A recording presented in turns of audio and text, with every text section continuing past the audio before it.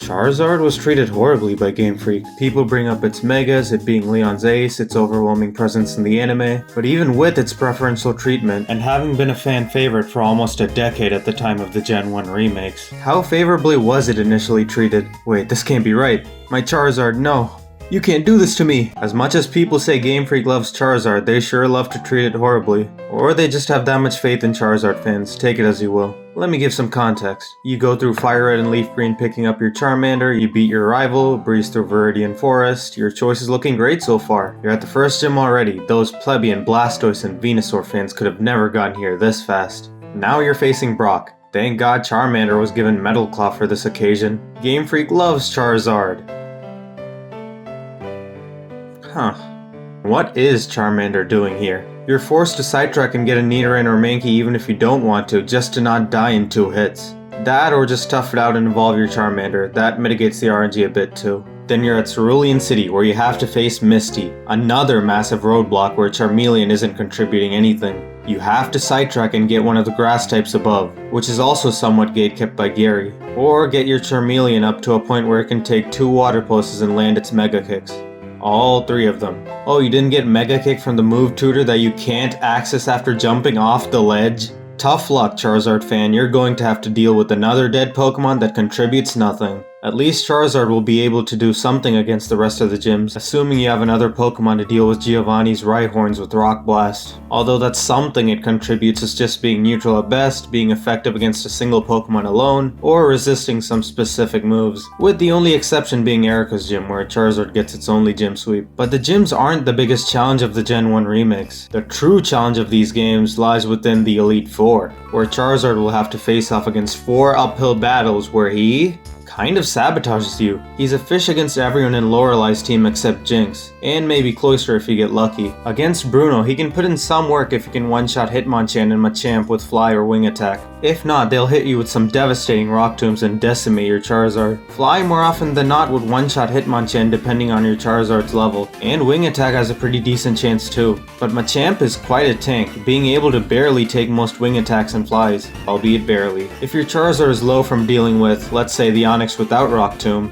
Machamp's Rock Tomb would absolutely be devastating. But if you didn't take any damage before, the speed drop won't matter, so Charizard would be able to clean house. Especially if Machamp is Bruno's last Pokemon. He's only truly great against Hitmonlee, who doesn't have a rock move and doesn't resist Charizard's typical moves. Other than that, Charizard will have to face against 2 Onixes, but surprisingly one of them isn't too bad as its best move against Charizard is a Double Edge. If your Charizard has Earthquake, this should be easy enough. The other Onix, however, does have Rock Tomb and can absolutely end your Charizard. So overall, bad against Onix 1, good against Hitmonchan and Hitmonlee, neutral against Onix 2, and bad against Machamp. The verdict is, Charizard is neutral against Bruno. He's neutral against Agatha, and he sucks against Lance. Although lacking a water move, Gyarados is still a wall to deal with the most you can do being chip damage of about 1/4 of its health while Gyarados intimidates you. But that's obviously not all. Aerodactyl is Charizard's worst nightmare. It's fast and has ancient power, which not only one-shots Charizard, but can also power up Aerodactyl even further, making it tougher on the rest of your team. If Charizard is facing against Aerodactyl, you're inherently at a disadvantage. The 2 Dragonairs are fodder, Dragon Claw one-shots them both with ease in most cases. But even if it doesn't, you aren't in that much danger. But then there's the Dragonite. Its Outrage can hurt Charizard, especially if it took damage prior.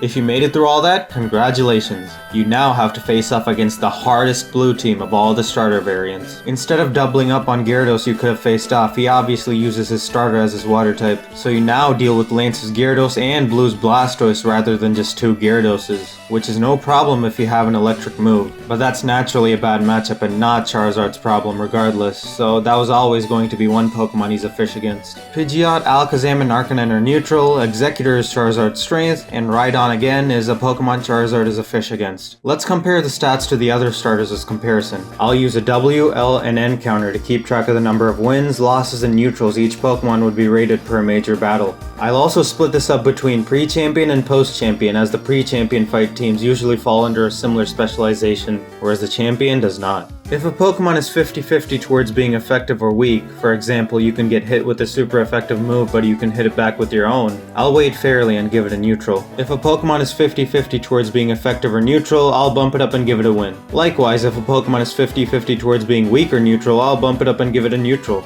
Wins can be from having a nice type combination for resistances and having super effective moves. Losses can be from being neutral offensively while the opposition has a super effective move against you, being weak offensively while providing no resistance against opposing moves, and having no strengths to counter more than one weakness a Pokemon will have to overcome in a major battle, for example being neutral against 3 adversaries and weak against 2. Neutrals are the gray zone, that handle neutral damage received and taken from both parties, a positive and negative clashing and cancelling each other out, or not having enough positives to warrant being a W, for example being advantageous against only one of the adversary's lineup. For a Pokemon's moveset, I'll consider typically the best moves a Pokemon can get at that point in the game, so long as it's not out of the average player's way or considered really suboptimal, such as hidden TMs or game corner TMs where they don't tell you which TM is which. I'm here to support these Pokemon and I'll be trying to give them as many plus points as I can. Now back to the comparisons. Blastoise gets to be effective against the first 2 gyms, towering over Brock and resisting Misty's most devastating moves. Weak against the 3rd and 4th gym, with Shockwave and Giga Drain being pretty big hurdles to overcome. Neutral against the 5th and 6th gym, and effective against the last 2 gyms, surf washing away both Blaine and Giovanni. Against the Elite Four, Blastoise is effective against Lorelei, taking all ice and water moves like a champ. Neutral against Bruno, great against his 2 Onixes, but neutral against his other 3 fighting Pokemon, which results in a 2-to-3 ratio, so unfortunately does not make the cut for a win. Neutral against Agatha, and effective against Lance. Blastoise can do the job with Skull Bash and Blizzard from Cinnabar Mansion especially. Against the champion, you're neutral against Alakazam, but really effective against Rhydon, Gyarados, Pidgeot, and Arcanine. One-shotting Rhydon, eating Gyarados' Hydro Pump, freezing Pidgeot with Blizzard, and sweeping Arcanine. Even against Venusaur, he's only somewhat of a fish because you'll have time to see the only attack move he has coming a mile away. But that's an L nonetheless. Now for Venusaur. He's effective against the first 4 gyms, slapping Brock and Misty, and resisting Surge and Erica heavily. Neutral against the 5th gym, just don't get blown up. Weak against the 6th and 7th gym, Sabrina's Psybeams dealing a bunch of damage and Blaine burning Venusaur to a crisp. And great against the last gym, destroying both Rhyhorns and Dugtrio while being neutral against the Nidos. Against the Elite Four, Venusaur is a double-edged sword for the most part, but I'll still say weak against Lorelei, as her best grass move that's not a 2-turn move is Giga Drain with the base power of 60, so you're not reliably one-shotting any of these adversaries, and every Pokemon has an ice move out to get Venusaur. Not to mention Jinx exists, which is a Pokemon Venusaur is a complete fish against. Great against Bruno though, resisting his fighting moves and destroying both his Onixes. Neutral against Agatha except Golbat, where Venusaur is a fish due to Air Cutter, but since it's just one Pokemon, he stays neutral. And weak against Lance, being neutral against the Dragoners and Gyarados at best since it has no water moves, while being fishes against Aerodactyl and Dragonite. Against the champion, he's weak against Pidgeot, Alakazam, and Charizard. They all outspeed and kill Venusaur. And effective against Gyarados, Exeggutor, and Rhydon, resisting the Hydro Pump, being immune to Sleep and Giga Drain, and decimating Rhydon. Overall, that's 6 wins, 2 losses, and 4 neutrals for everything until the champion, and 4 wins, 1 loss, and 1 neutral against the champion for Blastoise. And 6 wins, 4 losses, 2 neutrals for everything until the champion, and 3 wins and 3 losses against the champion for Venusaur. Respectable stats. Charizard should turn up around the same, right? Charizard got 2 wins, 4 losses, 6 neutrals for everything until the champion, and 2 wins, 2 losses, and 2 neutrals against the champion. Being generous. Sure, you're not going to be using your starter alone for these fights, but if you're a fan of Charizard or any of these starters, these stats determine their usability for the pivotal parts of the game. Charizard is barely advantageous against anything, with a good amount of its positives coming from the fact that it can resist some moves. It's easily crushed by a good majority of the game, and the small changes made to help Charizard, I assume, didn't really help at all. It's still an RNG reset fest. If you're supposed to bench and hide Charizard for most of the significant parts of the game, can you really say Gamefreak loved Charizard? Especially considering they'd know a good chunk of Charizard fans would of course be kids who just want to use the cool Fire Dragon. Let's give them even more leeway, even past all the earlier Charizard fans and favoritism within the anime. Maybe the biases started showing up more in later iterations of Pokemon games.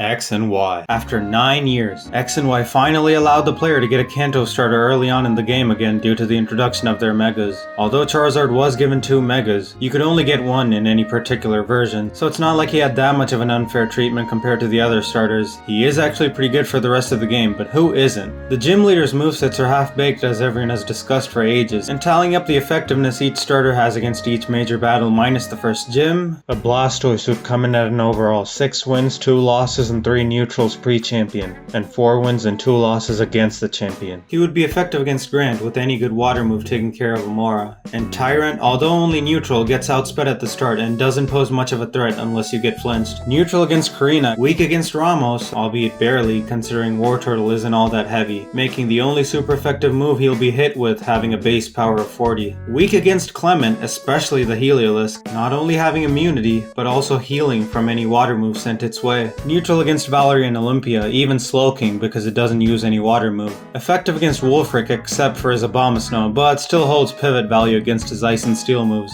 Effective against Malva and Seabold. Effective against Drasna with Ice Beam except for Dragalge and his Thunderbolt, but it can be outsped and dealt with if Blastoise lives a Thunderbolt or 2, which it will. Effective against Wickstrom for pivoting against his Steel moves and making quick work of his Probopass. And finally for the champion, it's effective against Hawlucha, Goodra, and Tyrantrum with Ice Beam. Effective against Aurorus with the Mega Launcher, Water Pulse, or Hydro Pump if you're a gambler. And weak against Gourgeist and Mega Gardevoir, being a double-edged sword against Gourgeist with Ice Beam, and at the mercy of Gardevoir's Thunderbolt after having to deal with all the other Pokemon. A Venusaur would come in at an overall 3 wins, 4 losses, and 5 neutrals before the champion, and 2 wins, 1 loss, and 3 neutrals against the champion. Being weak against Grant, neutral against Tyrant at best, and crushed by Amora, as he can't one-shot with Razor Leaf unless you crit or over-level a ton. Effective against Karina, he can take all fighting hits and serve as a great pivot, especially since Hawlucha has no flying moves. Neutral against Ramos, Go-Goat and Weeping Bell have neutral ways of dealing with an Ivysaur, and Jumpluff can put quite the hurt on Ivysaur with acrobatics, cancelling out the positive type combination for pivoting. Is it even really a grass gym? Neutral against Clement. Hear me out. Ivysaur does resist a good majority of all attacks, sure, but he has no real reliable way of damaging Emolga, or Magneton especially, back, as the former outspeeds and deals massive damage with Aerial Ace,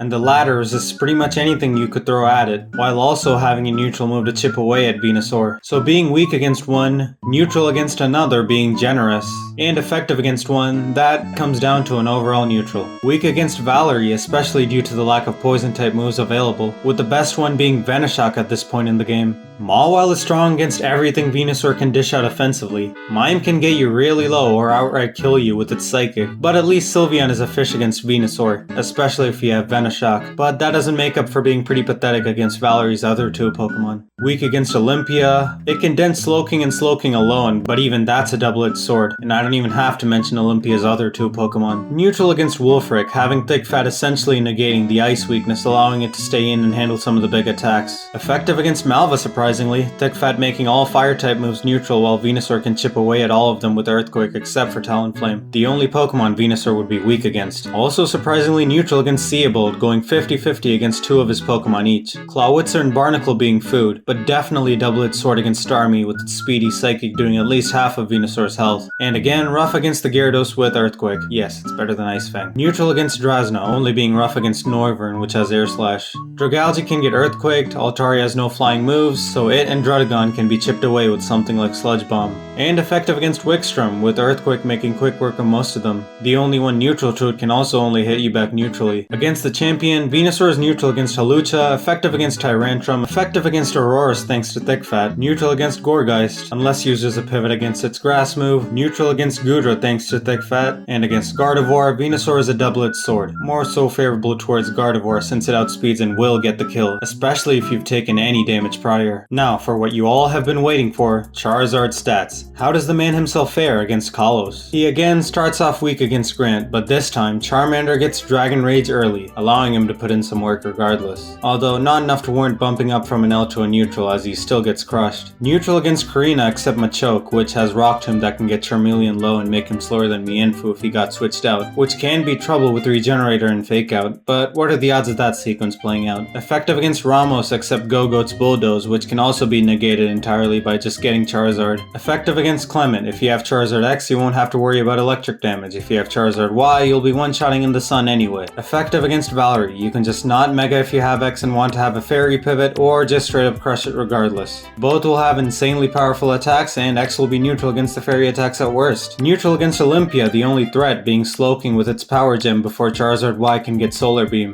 which to be fair is a real negative. But you can also just get Shadow Claw for this fight alone, or just tough it out with a different move that can two-shot since you will be able to live one Ancient Power. Effective against Wolfric, effective against Malva, especially if you throw on Earthquake even on Charizard Y. Effective against Wickstrom, Earthquake Charizard X deals with Probopass, Sun boosted Charizard Y doesn't care, and the rest are just waiting to be melted. Effective against Drasna, which can turn into a double-edged sword with Charizard X if not set up correctly, aka baiting a resisted Thunderbolt in your first turn by Mega Evolving and using Swords Dance and proceeding to sweep with Dragon Claw, or have Charizard Y eat 2 Thunderbolts, Swords Dance twice, and Dragon Claw sweep the rest of the Pokemon, except Noivern, which can outspeed and get you. Okay, maybe it's a W for Charizard X and N for Charizard Y. Effective against Seabold, bait Water Pulse with base Charizard and Mega into X and Swords Dance sweep, or Mega into Y and just Solar Beam sweep and use Sun boosted Flamethrower to deal with Gyarados. And a last against the champion, neutral against Hawlucha, effective against Tyrantrum, Aurorus, Gourgeist, Goodra, and Gardevoir. Are these Megas OP or what? They cover so many bases and I haven't even scratched the surface of all they could have done with breeding and whatnot. I can see the favoritism coming off the recency bias of having just covered Charizard, but looking at the overall stats, Charizard comes in at 9 wins, 1 loss, and 2 neutrals pre-champion, and 5 wins and 1 neutral against the champion, with only slight variations between the Mega variants. That is leaps and bounds better than the performances of the other starters, and a lot of it is attributed to the Mega forms being as absurd as they are. They complement Charizard's weaknesses perfectly, which is exactly what Charizard needed to shine more in the base game. The other Megas, on the other hand, just enhance the performance in the roles they were already delegated to, rather than giving them new light. Blastoise just got to hit harder for the most part, and Venusaur got to tank harder, which is both fine, but compared to what Charizard got, I can see why people would now say Charizard receives favoritism. And this isn't even mentioning the newer Pokemon games. But taking a closer look at why the results would turn out this way, they're all based on the enemy designs that are primarily scaled around the entire region as a whole. So rather than just Charizard favoritism causing it to return favorable results, could it just be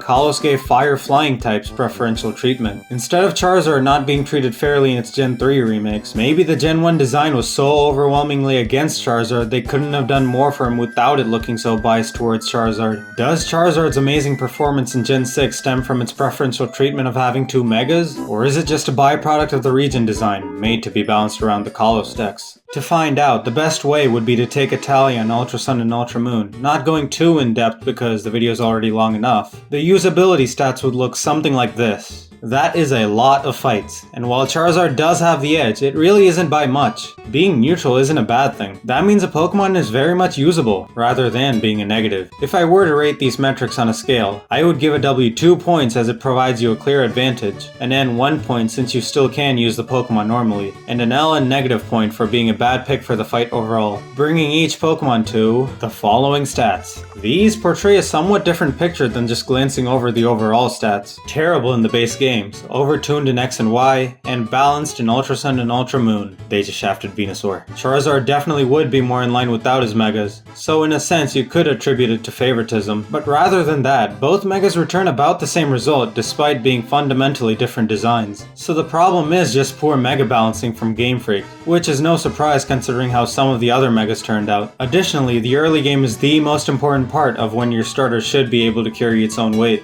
as the further it can carry you, the more chances you have of reaching your favorites you want to use, which while Metal Claw was an attempt of trying to provide Charizard some tool to deal with Brock, no one viewed that as a sign of preferential treatment. Dragon Rage on the other hand definitely is. A flat 40 damage move in the early game is insane. This I can agree is definitely favoritism and a lot for Charmander, especially for Gen 6 and 7, where Charmander did not need it whatsoever. But ultimately, is Charizard really favored? I would have to say no. Definitely not to the extent people claim at least. It historically has sucked and people acknowledge it as so in Gen 3. It's great in Gen 6 and solid in Gen 7. The region regions are obviously not designed around the Pokemon individually, but as a region archetype as a whole. So the favoritism has to be in the form of tools provided to the Pokemon in order to deal with the challenges it would face in the region archetype it debuts in. Metal Claw was the best Charmander was given to deal with Brock, and nothing special to help its poor performance throughout the rest of the game. Dragon Rage is a huge asset, and the Megas for Charizard are definitely amazing, especially for Gen 6, but I would only really classify Dragon Rage as somewhat favoritism. But at the same time, I mean, hey, what else could they have given Charmander, I guess? I don't think the Megas were intentionally designed to make Charizard that much better than the rest. Drought just helps Charizard more than what Drizzle or so would have helped Mega Blastoise. I guess they could have done something more with its typing or so, like Charizard X. But I don't know, they'd have to nail it to not create more holes than it would patch up. Venusaur's prior weakness also persists throughout its Mega, suffering from a lack of good offensive moves outside its generic stab ones. And that lack of variety really hurts for the base games despite its bolstered defenses. Rather than viewing it as favoritism, Charizard should be seen as a great Pokemon, designed amazingly with usability against a good majority of the game. We should be trying to elevate every other Pokemon to Gen 6 Charizard stature, where you have the tools to make them work against any situation if you so desire. Because being able to use your favorites and overcome adversaries is what Pokemon should be all about.